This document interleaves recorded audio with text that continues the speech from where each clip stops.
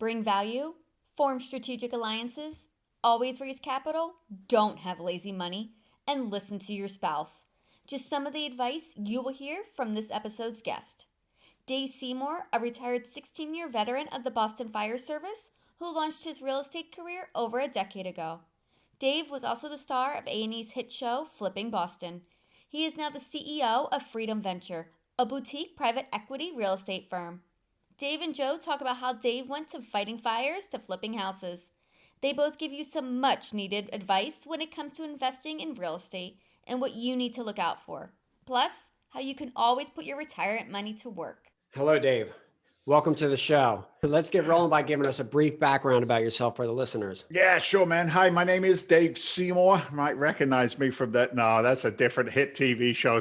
Look, Dave Seymour. Yeah, I'm the CEO of Freedom Venture Investments. I was on the TV show Flipping Boston. I've been real estate has been kind of like the bread and butter, if you will. The joy of sticks and bricks investing has been rocking and rolling now for quite a while. I'm actually an immigrant to this country. If you put me on the phone with my old man back in London, Joe, you know what I mean, mate? I'll end up talking like that and your listeners won't understand half of what I'm talking about. You know what I'm saying? So, I came to the States when I was 20 years old following my first wife. It's amazing the power of love and lust. Take you all the way around the world at 20 years old, you know what I mean? But Yeah. I came to the States, bopped around a little bit. I lived in Wheeling, by God, West Virginia. I lived in New York City, and eventually landed up here in the Northeast, where I am today, just north of Boston. But you know, entrepreneurship is it's a finicky thing, my friend. It's a finicky thing. You know, I gave up working 120 hours a week for somebody else between.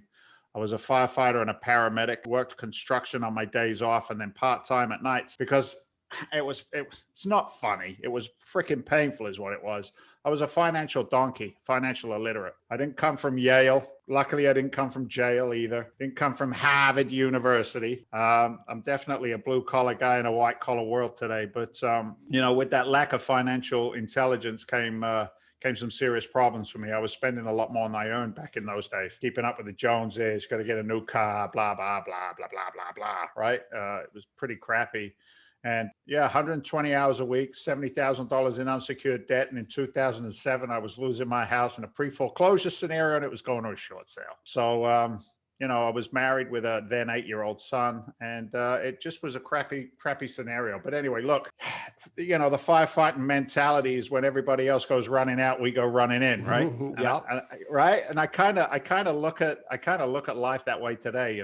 2008, the market corrected slightly, just a little bit. And that's when I started real estate. I was a product of a seminar. It was interesting, man. For the first time in my life, I started hearing things that I hadn't heard before. It was like the personal development journey of all of this. You know what I'm saying? Guy said to me, you know what he said? I never forgot this, man. It was like a dagger in my heart. Guy says to me, show me who somebody gets their financial advice from, and I'll show you what their financial future looks like. Yeah, that's good. Oh, right. And I thought, yeah, my dad worked his ass off and had nothing. His father worked his ass off and had nothing. Looks like I'm destined to work my ass off and have nothing. Oh, this is fun, right?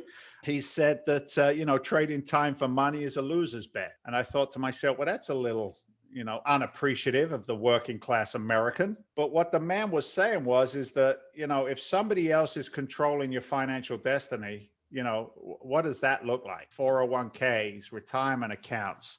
Let somebody else manage your money for you. Why? Because you're so unintelligent, like you're so stupid, you don't know how to manage your own money. Like we're sold a bag of goods, man. And this guy kind of shook it up a little bit. And I'd always known that real estate had huge upside potential, right? I mean, the one percenters, ooh, those evil one percenters. Right? They've been playing the real estate game for generations. And I remember when I was working as my small construction company on my days off from the fire department, this car pulled up one day. Now you got to picture this. It's like, I don't know, 0 degrees in Boston. I'm trying to bust through the frozen dirt to pour concrete in for a deck. And these investors showed up at this property and they were driving a really nice car. and they were wearing really nice clothes, and they had really big white shiny teeth smile, and the women smelled better and the dudes looked better and they were happy, and I hated them. I hated every fiber in their body. And I thought to myself, they're not that much smarter than me. I started asking them questions, and it was like they were just doing something different, and those were the seeds that were sowed. Anyway, that's how it all started, brother. I ended up going to a seminar, reevaluating my mind, my mental gymnastics were shaken up, and I started. 2008, 9, 10. If you asked anybody back then, if you said you were in real estate, they said, "Oh, I'm sorry. Oh, I'm sorry." Right? You remember? It was like a terminal illness back then. So that's where it all began, brother. So any part of being the firefighter kind of help grow the kahunas, into real estate or what? Yeah, that's such a good question. It was that, right? I looked at it this way. My partner today is ex-military, saw some serious stuff in the Kosovo theater back in the day, and he and I had this discussion the other day. And they said, you know what? In real estate, there are no real emergencies. Like as a firefighter, I know what a real emergency looks like. I've seen people who didn't make it. I've seen things that I don't want to remember, as is he. So, when you go into an offer-in situation or a negotiation situation, or today, we manage, hundreds and hundreds of thousands of dollars of other people's money. It's like, I know what a real emergency looks like. I'm comfortable making those decisions today. So, yeah, having the big cojones to go out and, swing the pen is definitely part of the game. But look, this, man. It's real simple. When your education and what you're doing is at its height, if you're on point, if you know exactly, what new nuances are coming into a marketplace, you've got the underlying data to make sure that you're making the very best decisions, then it becomes an easier game to play. It really does. It's like, without getting too corny, it's we hedge the downside and we accelerate the upside. Well, what does that mean? It means I know what the hell I'm freaking doing. You know what I mean? It means I know where the potholes are, so that we don't fall down on any one of these assets. But yeah, I think the fire. You know what it was also about the fire department, Joe, was when I want to go with the right people, right? I want to look to my left and I want to look to my right. I don't want to see no slacker. I don't want to see somebody who doesn't have the balls to get in the game and execute. And it's the same in real estate. Who I go to war with, my team, my management team, my construction teams, my property management teams. I mean, that's the same feeling, if you will. And it hurts my body a little less as well, which is always nice. You know what I mean? Like I'm not carrying a rather rotund individual down 3 flights of stairs, either in a burning building for a medical call anymore. So yeah, Hey, yeah, it keeps someone in shape though, right? It keeps someone in shape. I mean, that's good. Yeah, look at you, Mr. Fit. Yeah, I get you. I know. So, I mean, what I'm taking out there too is that definitely, when we talk about team, right? I see that, many entrepreneurs, whether, they're getting started in real estate or just any business, that some of the biggest struggle they have is getting those right people in place that could ultimately help drive the success of the team. What are some things that have worked for you in getting those, important hires? Yeah, that's great. That's a great question. For me, man, I'm a big picture thinker. Like the details make me want to pull my eyes out. You know what I mean? So for me, in building a team, I want loyalty. It's so important to me. Like I'm the kind of guy who's more interested in giving away a small piece of a big pie than taking a big piece of a small pie. Is that right? Yeah, you get it. Yeah, I just like to eat pie. I just want to eat some pie. I'm starving, Marvin. All right, seriously, teams. I don't want to be the smartest person in any room. If I'm the smartest person in a room, I'm in the wrong room. So building the right marketing infrastructure, systems, automation around me. I don't know how to run a Facebook ad. I have no freaking interest in learning how to run a Facebook ad, right? So when it comes to marketing for tenants, marketing for deals, surround yourself with a fantastic marketing department. Authenticity is critical. I don't want somebody to blow smoke up my ass. I'm not interested in it.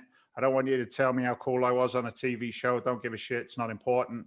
What's important is what values are we all bringing to the table? How do we execute? And more importantly, how do we service others, right?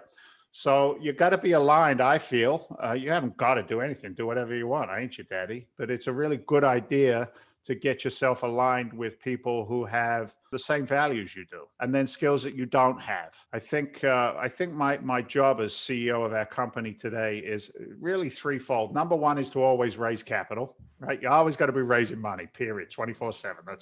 That's what I do. Number two is to simplify what appears to be complicated. I think that is a task of a CEO that needs to be done consistently. Otherwise, especially in big business, and I would assume the same in small business, you could get really stuck in the minutiae, man. You can get stuck in the details, and then there's no progress, right? I don't seek perfection. I seek progress in what we do, right? It doesn't have to be perfect, and you don't have to know everything before you do something. That's just the kryptonite for business growth is, I got to know everything. I can't do anything unless I get all the details. No, you don't, stupid. Make some mistakes and fall forward. So simplify what appears complicated. And then finally is strategic alliances, right? What is podcasting if it's not a strategic alliance, right? We're going to share this podcast to your network. I'm going to share it to mine. Maybe some of the conversation brings some value to somebody and they say, you know what, it's worth reaching out and connecting with that person to ask questions. That's a strategic alliance, whether it's, business coaching, business mentorship. Like I've invested hundreds of thousands of dollars in myself in building a team around me to make sure that I execute with proficiencies. Otherwise, I'm just busy doing busy work and not making any progress. So, my team is what carries me forward. And the most important member of my team is my wife. I'll be honest with you, right? She's the rock that I get to stand on so I can look cool. Without her, I'm nothing anyway. So I can admit that today. So how long have you guys been together, and do you guys work together? No, we tried at the beginning. We've been together 18 years. We just picked up a 15-year wedding anniversary. We actually met in a labor and delivery room. She was a labor and delivery nurse. I was a paramedic in training. And we met delivering another woman's baby. Not the most romantic of environments, but hey, it worked for us, But she tried to stay in business with me when I started. And I guess I'm not easy to keep up with because I'm all in or I'm all out. And she couldn't read my mind, which was a problem. I want you to just do what I want you to do when I want you to do it, how I want you to do it. Let's execute. Let's go, baby, go. And she would ask way too many questions. So we made a decision that we play the old Victorian roles. And, she really is the rock I get to stand on. I say that in sincerity as well, because, she's raised or is raising my two boys, 11 and 9. Jefferson is 11, Bennett's 9. So she's got the hardest job raising small boys to be good men. She takes great care of our home environment. I don't want for anything. And I go out and kill dinosaurs and bring home the bacon. So it works, it works. Well, I think that's very important for our listeners to, understand is that partners, whether it's in business or in relationship, you need to have strong partners everywhere in order to be very successful. Law of reciprocity, right? It's also a good business philosophy. Reciprocity is a wonderful thing. And look, part of my journey was learning how to ask a question which was uncomfortable in the beginning, right? And the question was, hey, Joe, I'm Dave. Nice to meet you. How can I help you? What can I do for you, brother? Right? Like today, it's just a normal part of my conversation. But for some reason, I don't know whether it was just me culturally or whatever the case was, we live in a world where people are like, what's in it for me? Me first. Give me mine, right? Give me mine. I'm important. And, that doesn't work in business. You got to serve other people first. Does that make sense? Yeah, it definitely makes sense. And what comes to my mind is, to what point is also maybe a lot of people within the world just also in survival mode, right? At first, you got to get out of that survival standpoint to be able to take care of yourself. So you're like, I need to claw out of there. And then, I think that's kind of with maturity and success, I'll call it. I think that kind of gives people more the ability to then take the other side and provide for others a lot easier, right? Yeah, look, man, it's actually on my wall over here. It's a Zig Ziglar comment, right? Or a Zig Ziglar quote. Like, I'm old school, baby. You know what I mean? It says, you can have everything in life you want if you will just help enough other people get what they want, right? That's the service piece. I don't care what your product or service is, sticks or bricks, whether you're whatever, right? We service other people. Find out what they need first, serve that need, and then you'll get taken care of. I think that's the reciprocity. And look, even in, let's bring it to today in the COVID environment, right? Everybody's in survival mode, as you put it. But that's chaos, right? That's chaos. And out of every chaotic scenario comes massive opportunities. And, we saw it in 2008, brother. There was two sides of the equation. There were victims and there were victors, right? Victims and victors. So I think this is the same thing. What side of the equation do you want to be on? Do you want to flip off COVID and go at it, right? Step into it, lean into it, or do you want to hide in your cellar with your mask on and say, "Oh my God, the world's going to end"? Now, I'm not playing down the severity of the crisis. That's not what I'm doing. I get it. But you know what? It's not going to rule me. It's not. It's just not. That's not who I am. You know what I mean? If every time I faced adversity, I crumbled in the corner and cried and put my thumb in my mouth, right? It will be over. It will be over. So step into it, baby. Step up and lean in. I agree. Well, let's roll on to, you had the gig on the A&E, right? Yeah. Flipping Boston. Give us some insight into how does somebody land that type of gig, right? Or how they go about getting it. Yeah, great question. I'm always asked it, and the answer never changes. It's really quite a story in and of itself. I told you I went to a seminar and I began to learn real estate, right? And I started in there, and next thing you know, I'm going to some other guy's seminar and another guy's seminar, and I'm buying bullshit in a box for $1,000. It was this home study course and that home study course.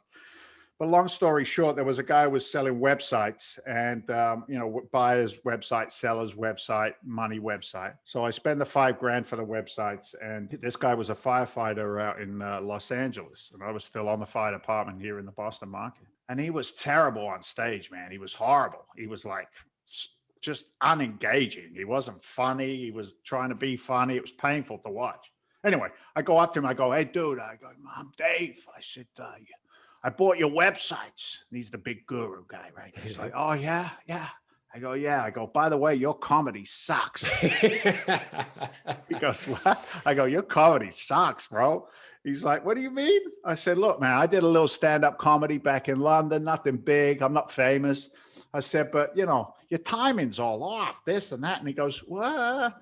Now I grabbed his attention because I told him he sucked, right? And he says to me, "You did comedy?" I said, "A little bit." He goes, "All right, you're my new comedy coach." He says, "I'm going to fly you to Orlando. I'm going to pay you $1,000 for 3 days, and you're going to critique me on my presentation at my 3-day mastermind thing here going on." And I'm like, "You're full of shit. You ain't going to do that." And he did. He did. Dude, back then I was waiting for the phone to ring so I could earn $200 in an overtime for 14 hours. You know what I mean? That was my mindset.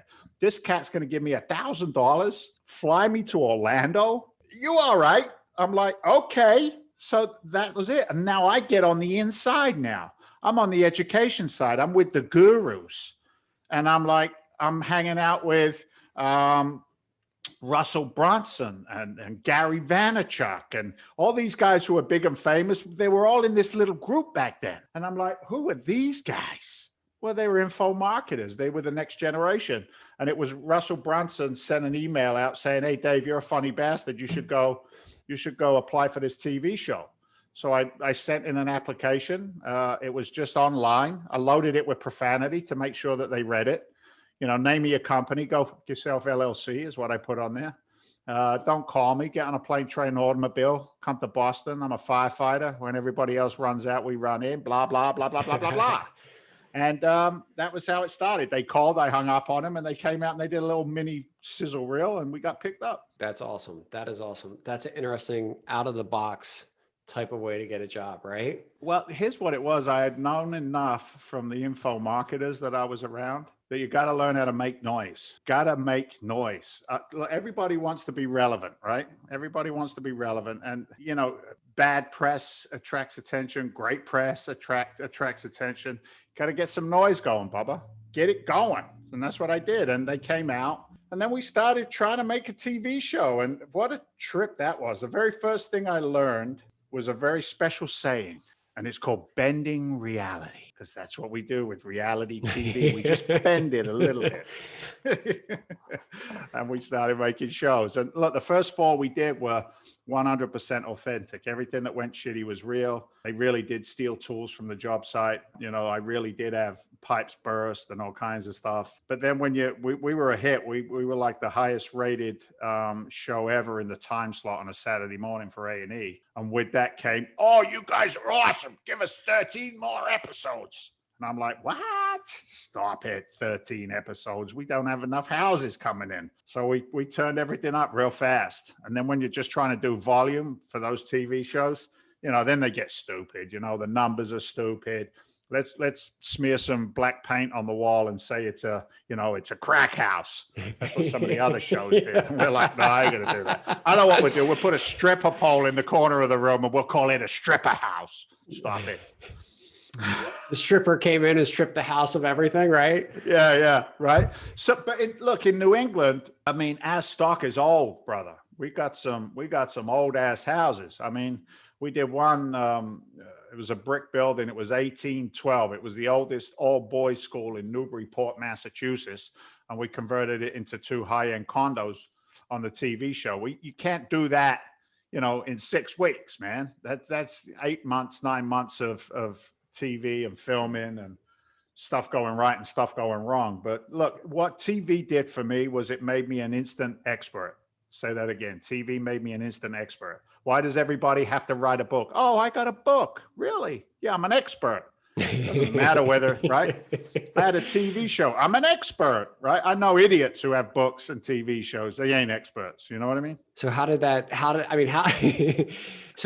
don't know what to ask me, do you? You had no idea what kind of guest you were going to get today. I was thinking back, I've seen some people I just follow on Facebook and they're out there with the biggest, loudest mouths, and I really know what's going on behind the doors, and they're not what the public is perceiving, or they're screwing people over. And I'm just like, man, yes. People are quick to trust those that build authority, or we'll call it our public figure, without actually knowing the underlying thing. And I think that's part of the problem that we face today with the internet. And, especially obviously we're talking about real estate and syndication, is how do you watch out for, those, we'll call them authority or expert figures that may not actually be great managers, right? Yeah, it's such a good question, because it's true, right? It's easy to make the front door look good, right? Let's take it to a house flipping analogy. All right, I left all the mold behind the wall and I just painted it. Does that make me a good guy? No, it makes you a scumbag, right? So it's the same in this world. Look, if I was going to give the folks that listen to this some real solid nuggets, you don't write the check after watching 2 or 3 videos. You know what I mean? If you're getting a PPM without being verified as an accredited investor, then your guy's a donkey. He's not even following the rules of the game, or your girl, right? Do your due diligence. Now with us, we're perfect. You can write me a check after the first video. Watch this in sincerity, okay? It takes time to build a relationship, just like anything else. What I will tell you is this, is just because the guy or the girl has, 50 million or $1 billion under management, doesn't mean they've been making all of their quarterly distributions on time, okay? It doesn't mean that they've met all their targeted returns. Be very, very cognizant of the waterfalls that they put on the back end of a syndicated asset. It might look really good with an 8% pref on the back end, but when you go into a 90-10 waterfall in favor of the GP, guess what? You're really only getting a 4% return at the end of it all, right? So bring some intelligence. What we've done is this, and we've been very cognizant of it, like really succinct around it, is I only want to take in capital from investors who are educated. And what I mean is educated in what is the investment? How does it work? What is a core asset? What is a core plus? What is a value add? What is an opportunistic? What is the hold time? Is it 3 years? Is it 72 months? What is a fund? Why do I want to be in a fund instead of a syndicated deal? Why do I want to be in a syndicated deal instead of a fund? What is a liquid asset? What is an illiquid asset? What are the benefits of an illiquid asset? What are the benefits of a liquid asset? Like, there is a lot going on here, right? There is a lot going on here. What is a true IRR?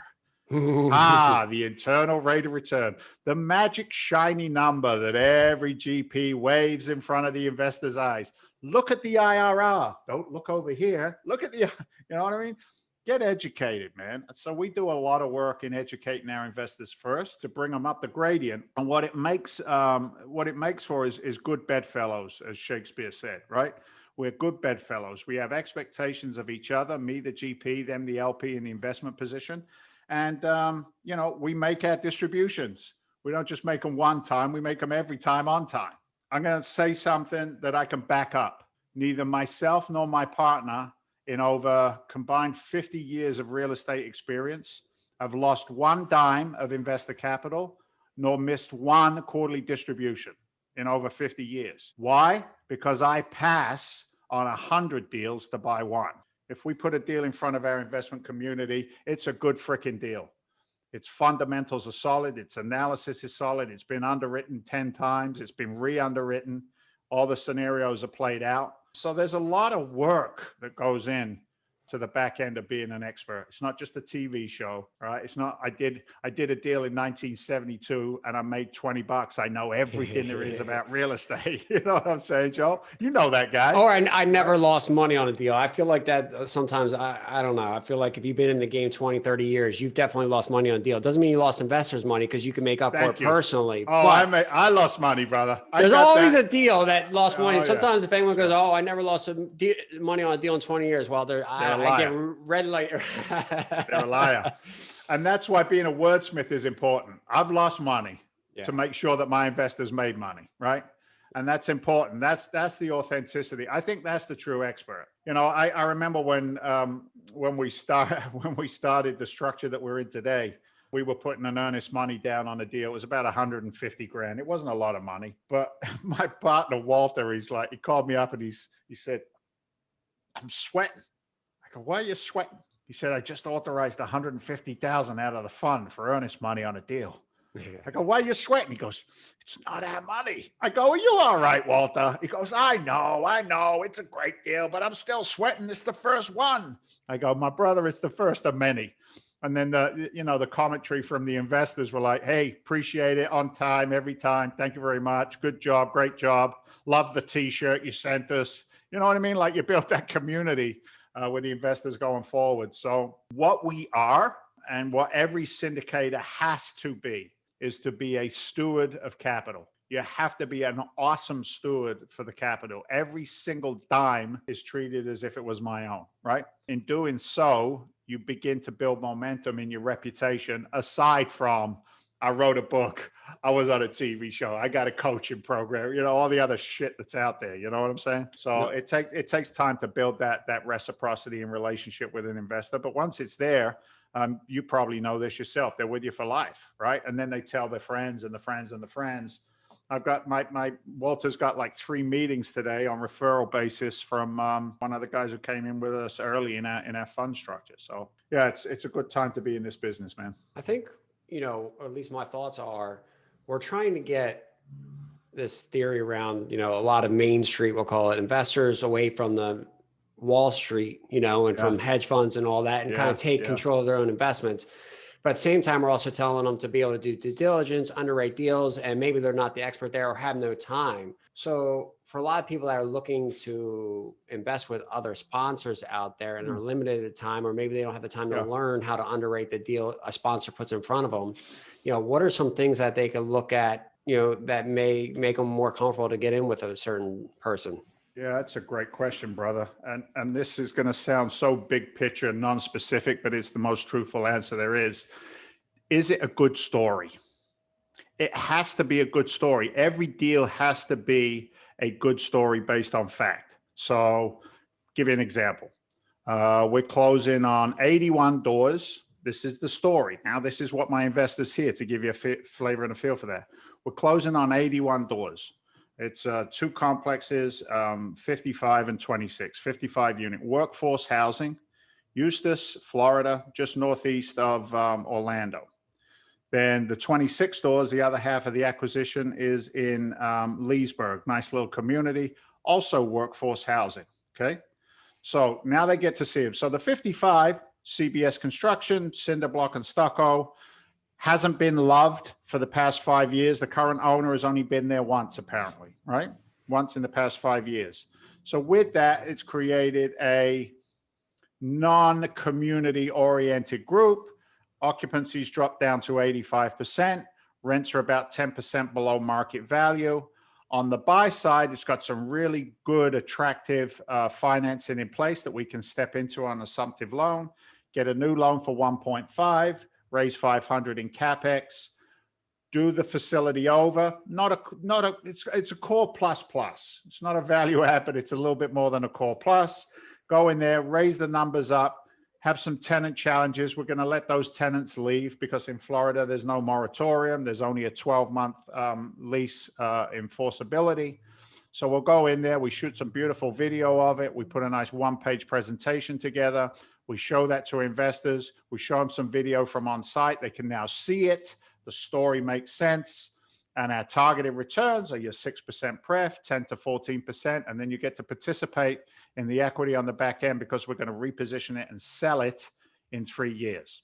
So now they begin to see the story. They don't have to do tons of underwriting in it.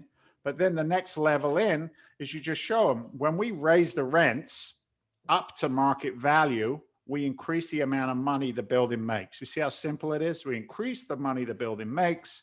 And because we increase the amount of money that the building makes, the net operating income in the marketplace where these things sell at a 6.5% or a 6.5 cap, it raises the value of the building by $750,000. We have buyers waiting in the wings to take out these kinds of assets. So you can participate in that $750,000 in profit on the back end as well. And by the way, we'll give you 75% of all that profit, and we'll give you 75% of the cash flow over the 6% preferred. What do you think, Mr. Jones? Is that a deal that you could wrap your head around? Would you like a little more information on that one? I definitely would like some more information. Better than the thieves up in Wall Street, right? Right. See, that's right. But look, man, that's it. Then when you give them the one sheet and the little underwriting, and they don't need to know everything. They don't need to know what we're going to do from with cost segregation, accelerate their depreciation tax benefits through their K1. It just confuses the shit out of them after that. Right? It does. And sometimes it doesn't make so much of a difference to a passive investor that's not a real estate pro. Correct. The story is important, Joe. Yeah. So based on these two, buildings, how are you got like that? Those are located in Florida, those examples. So is that the location you choose to invest in? Yeah. Look, man, we are solely dialed in. So we have a couple of things going on at Freedom Venture, right? We have a fund, which is a 72-month hold. That fund structure has a very, very specific, what we call buy box. The buy box being B-class assets, meaning they're not super sexy, but they're not super crappy. B-class assets, 20 to 150 units. We stay with the smaller class assets because there's more opportunity and greater yield. Yield meaning return, okay? So we stay in that buy box. Core plus meaning core, it cash flows when we buy it. Plus meaning we're going to do a little bit of love and work to these things, make them more profitable. 9 times out of 10, it's repositioning of the management company who's too expensive and don't know what they're doing. We put our guys in there. And then deferred maintenance or repairs, and we put our construction guys in there. We then make everything beautiful, paint, landscape, gardening, kitchens, bathrooms, bada bing, bada boom, nothing too heavy. That sits in the fund with all the others that sit in the fund. The fund is $100 million raise. We're about 50% of where we want to be right now. We're making quarterly distributions to the investors already in the fund. So that sits there on its own. It's the mothership, if you will, at Freedom Venture. That is consistently raising money and buying assets. That exits out in 72 months. Now, the reason we're buying everything in Florida is because my partner, Walter, has over 25 years in the Gulf Coast region of Florida. What does that mean? It means he's the first guy to get a phone call when a deal goes sideways. From Pensacola all the way down to Fort Myers, Route 41 up the coast, I-75 down the center of the country. If you look at the map, that's our picking area all the way up the side of the state. So we get first call. We got infrastructure in place, property management, like I said, as well as construction. So having that track record in that market, which is now probably the number one market, everybody's going to Florida. We've already been there, churning and burning and buying for years. So that's why we focus on Florida. So the fund is doing its thing. And then the 81 doors that I just mentioned to you, well, that's outside of the fund because it doesn't meet the buy box of the fund. It's a little more aggressive on its repositioning and construction. So that one we do as a one-off deal, a syndicated asset. That's a $3 million raise. We've got about $1.5 million raised really without talking to too many people about it. That one will be a 36-month hold instead of the 72 months. But all Florida because of the track record being in place. That's why I don't need to go anywhere else. When all those deals are done, then we'll go somewhere else. But right now we don't need to. I agree. Concentration allows you to execute at a higher level from management and deal flow, correct? Yeah, it's economies of scale, right? It's economies of scale. And you'll be amazed to see how many of these mom and pop organizations down there, these smaller assets, are just so poorly managed, right? So poorly managed that the demand for this housing is as high as it's ever been. 1,500 people a day are moving to the state of Florida. 1,500. Still the number one retirement community in the country. And for every retiree, one retiree, statistically, it still brings 3 to 4 service jobs for that one retiree. So the demand is through the roof. We don't see that changing at all. And then these mom and pops that are hurting, we're dialed right into those smaller asset classes. So I'd rather buy, 550 unit complexes than 250 unit complexes, Not that there's anything wrong with the larger ones, but here's the challenge. Our exit strategy is a 7-year hold is to sell them. Well, guess what? There's a lot more buyers at the 150 doors than there are at the 250, 500, $700,000 doors. Does that make sense? Yep, totally. So yeah, we dialed in a methodology on the way in and a methodology on the way out to meet the returns for the investors. Now, I guess most investors are asking all these types of questions over the last year is, what about this pandemic / COVID going on? How are we, predicting out rent growth over the next few years? What's happening with Florida? Is it actual net migration that's making a difference? Is it a bubble? Looking at 2000s, Florida went way up and came way back down, right? Yeah. So give us some insights of how you kind of underwrite that and where you think everything is going. Yeah. So first thing we do is most of our competitors are underwriting rent growth at 5%. That's a formula for failure right out of the gate. We underwrite our rent growth at 3%. There's an old adage in real estate, right? We make our money when we buy. We realize the profits when we actually cash flow and sell. So a lot of guys and girls are out there right now buying on a 3 to 4% yield, predicting growth. Well, that's what they did in 2006 and 7, right?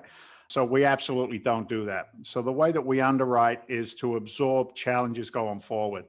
First of all, the buy side. We're very aggressive on our buy side. We get the very best deals. We get the off-market deals. Secondly, our loan to value, our debt structure. We go in at a 65% max loan to value on our assets. So we have an equity position, if you will, going in. And then finally, it's a case of understanding which secondary and tertiary markets inside of Florida are giving us the biggest pop, right? Which ones are giving us the biggest opportunities? And then I'm not going to tell you what those are. You'd have to look at our portfolio, but it's knowing where to buy it and having that first opportunity going in. So very big picture, we consider ourselves to be in a 50% loan to value on these assets based on the buy side and the leverage side of these things. Plus, we buy based on the actual numbers on the date of acquisition. So I don't buy on pro formas ever. I buy on actual numbers and sell on pro formas. Couple more things. Florida, super, super friendly to us as business entrepreneurs and property owners. Also, the fact that not paying your rent doesn't fly in Florida. You will pay your rent in Florida, fortunately or unfortunately, depending on which side of the equation you're sitting on. But we don't have to challenge ourselves with that. And to be very honest with you, we're freaking awesome at what we do. We are incredibly good at what we do. And because of that, we end up buying our competitors' assets because they don't know what they're doing. They're just winging it. They think that real estate is always going to go up. It won't. It will plateau. And we have very, very confident underwriting to know that we can ride out the plateau and any correction that comes along. My partner, Walter, he said the other day, he said, because we do a weekly webinar, and the conversation of the webinar was, what's the difference between 2008 and 2021? And the subcontext was nothing. They're both the same. Foreclosures are coming, right? and Walter and I then went at it with two thoughts of concept around it. And his ideas make sense, obviously. He said, he honestly believes that it's going to, Vegas and the other areas that got brutalized in 2008, well, they're kind of at their height right now. So they're going to sit out the corrections. New York has already started. Boston's already started. Chicago has already started. These markets are going to be hurting. They're going to have a very, very tough time of it. So, we believe that, the underlying reasons are different from 2008 to today. Before it was a capital squeeze. Now there's more money in the marketplace than ever before. Even if it's not legitimate money, it's still there, right? Another $1.9 trillion. Thank you, President Biden. So, it all has an impact. So people statistically, emotionally, culturally, always pay for their shelter first, right? That's what they do, right? So we put ourselves in a position to receive those payments. So obviously with the printing of money and the talk of inflation, in theory, things are supposed to cost more. Whether or not incomes go up, we'll see soon. So my thought is, how, in the underwriting process, how big of a factor do you look at when it comes to the rent expense as a percentage of the median income within that demographic, area that you're investing in, and how that's going to grow? Yeah, that's a great question as well. So it's the B class, C class assets. Workforce housing is pretty much on par, right? The median income needs to correlate properly with the rents. So it's the buy side, Joe. Am I buying it well enough to be able to bring it up to market rent? I think what a lot of people do is they try and buy an asset with the intent of pushing it above market rents, right? I'm going to make it so freaking good that everybody's going to want to live here. Well, guess what? That doesn't work. And it's been proven to not work consistently. That's rolling the dice, those kinds of concepts going forward. So there's algorithms that our team runs to show us go, no go. My third manager is a young guy by the name of Eric Wilson, who worked for Fidelity. And he's 26 years old. He brings the youth and the good looks to the team. Walter and I are in our early 50s. But what Eric does is he runs a lot of algorithms, data scrape algorithms that are proprietary to us that look at the data that you're talking about. I look at population, I look at job growth, I look at, the median income, median rents, and he runs all of that data and it shows us specifically the areas we want to be in. It also shows us what our push is. So internally we call it a push factor. And the push to market rent, not above and beyond. And then on top of that, it's actually walking the assets and walking the neighborhoods. Who am I competing with? Am I already the very best in the area? So I've got nowhere to go. Well, I'm not buying that one. Next, we move on. I'd rather buy 2 or 3 around it and bring it up to the best rather than trying to be the best and push it going forward. But, everything's data driven. Everything's data driven to give you the go, no go, right? Red or green button. Green is go, red is bad. So we simplify it. Remember I said earlier, right? Simplifying what appears to be complicated. So to simplify, in that aspect, a lot of people tend to say, I want over 80 or 100 units so I could simplify the management being on the grounds, right? So how do you use that to your advantage, buying the smaller units, and how do you handle that kind of objection, not having management maybe on staff or on site? Yeah, good question. So that's geographic. So we like the cluster approach, right? If I can buy, let's say I can buy 6 50-unit apartment complexes, and if I can cluster that acquisition, so we use a 5, 10, 15-mile radius of each other. So we've got software that will zoom in, and I'll actually go and hunt and pick units around one that's really good so I can get a couple more of them in at the same time. Does that make sense? That gives me the economies of scale without having on-site management. Plus we use a lot of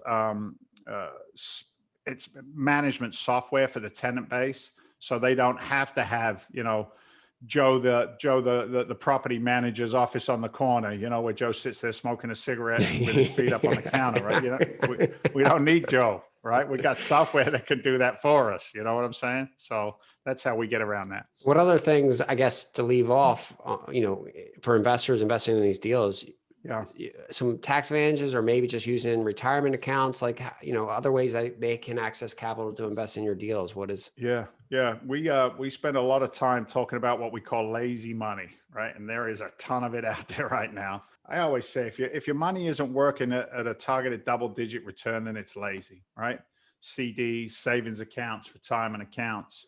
The company 401k that became a 201k in 2008, is now a 301k, trying to get back to a 401k, whatever. But, even the management of that money, very few people realize what happens with a compounding cost in comparison to a compounding return. The cost structure inside those things can brutalize the long-term valuation. There's a report that comes out every year that says the average, I think it's 55-year-old in our country, the average amount of their 401k retirement accounts is about $150,000, because they've spent their whole lives borrowing against it and using it and being fearful of it. They don't understand long-term capital growth. But so what we do is we help a lot of people with taking retirement accounts and making it a self-directed retirement account.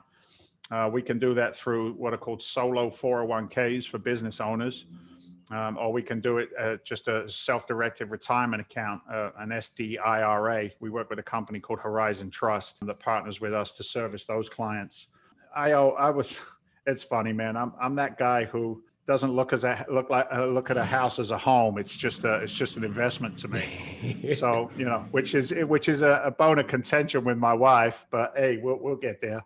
But equity in properties. What if you could borrow equity against your primary residence from the bank at less than 4%? Oh, by the way, you can, right? So borrow the equity in your own primary residence at 4%, invest that capital into a high yield investment, like we offer at Freedom Venture Investments. And now you get to play the game with somebody else's money, right? You get to make money on the money. These are advanced strategies. Not everybody's comfortable with them. But I've seen it work time and time again in my own career. So there's always a way to do it if you're motivated enough to do it, or sit there and don't, right? It's not for everyone.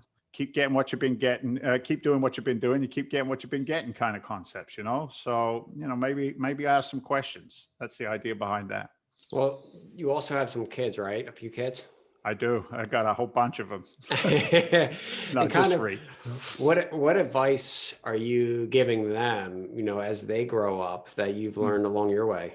Yeah, that's a good question too. Because everyone has kids. Well, I wouldn't say everyone, but a lot of people, younger investors, they all create families, and they're all trying to teach their kids some type of lessons in life. And so I think it's important to mention what may be working for you. It's tough, man. I got a 27-year-old millennial from my second marriage, right? And he's a computer programmer, earns about $150,000 a year, lives with his girlfriend in Salem, Massachusetts, doing what he wants. It doesn't work hard. It comes easy to him. He's smart, right? But he inherited real estate from his grandmother when she passed away.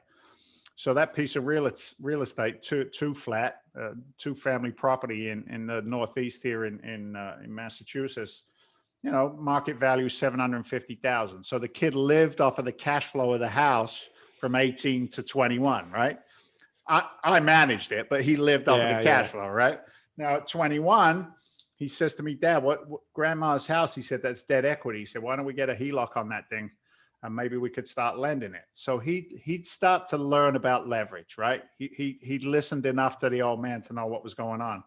He got maybe a 250, I think it was, or maybe $500,000 line of credit from the bank at 5, and Dad lent it for him in buy, fix, and flip transactions, hard money lending, 10, 12%, whatever it was. So the kid was making 7% on the bank's money when he was 21 years old. So he understands that there's a different way to play, right? Now, my little ones, my 11-year-old and my 9-year-old, my 9-year-old, he's funny. Like, they absorb this stuff through osmosis. Like, they listen. They really do. They're always paying attention to what we say, how we say it, and what we do. Example, 9 years old. He goes, Dad, I need to get onto one of those sites and buy some YouTube merch. Merch, not merchandise, merch. I go, okay, what's that?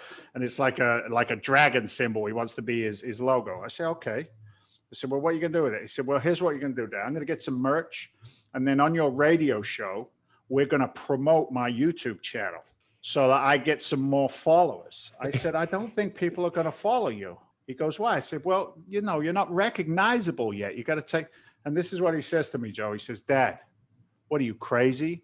I'm the son of the greatest real estate entrepreneur ever.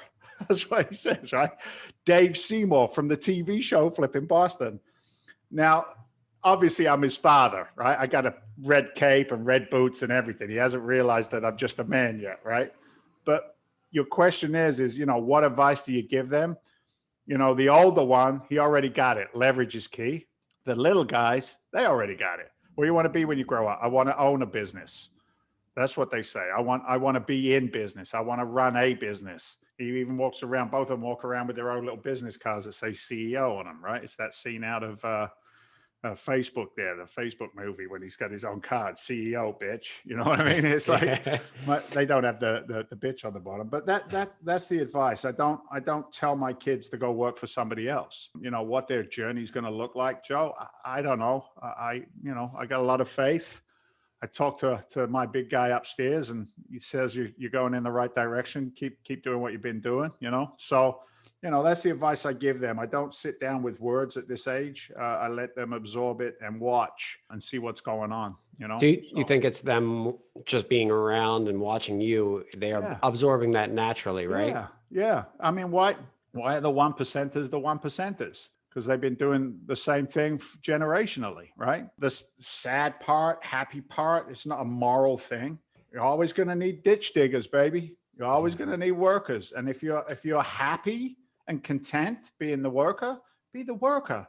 There's no right. It's not better than. I'm no better than. The 1%ers are no better than any one of us, man. They just play a different freaking game with a different rule book. I personally felt like I got shafted. I felt like somebody stuck it to me because I was doing what I was doing, thinking it was supposed to give me financial independence and freedom.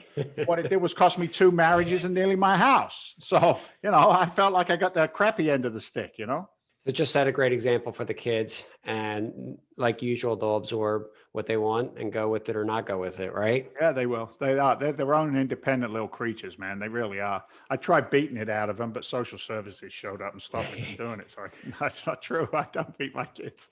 Well, maybe what? No, I don't beat my kids. Nah. Well, so let's leave off with our, last question we always ask all of our great listeners. And what is the biggest thing that you have implemented in your life as increased your net worth? You asked me this before we started recording. It's probably still the same answer. It's doing what my wife tells me to do. My wife is incredibly intuitive as to the people that are around me.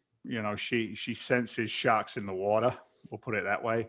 Whereas I'm just, I give everybody 100. Everybody starts at 100 and loses points rather than, starts at 0 and gains points. It's just the way my attitude is. I go out with an open heart, but she's been real good about, just keeping the checks and the balances in place for me.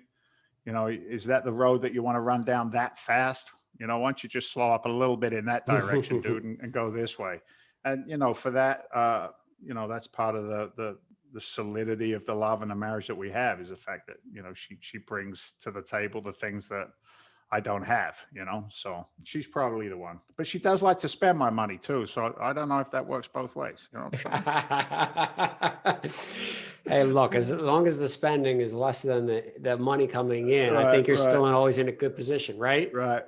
Isn't that what a good investor is? As long as he's investing more than he's, what is it? You don't go broke making money, right? Look, it was a great having you on today, Dave. And, for the listeners that want to reach out to you, what is the best way for them to get a hold of you?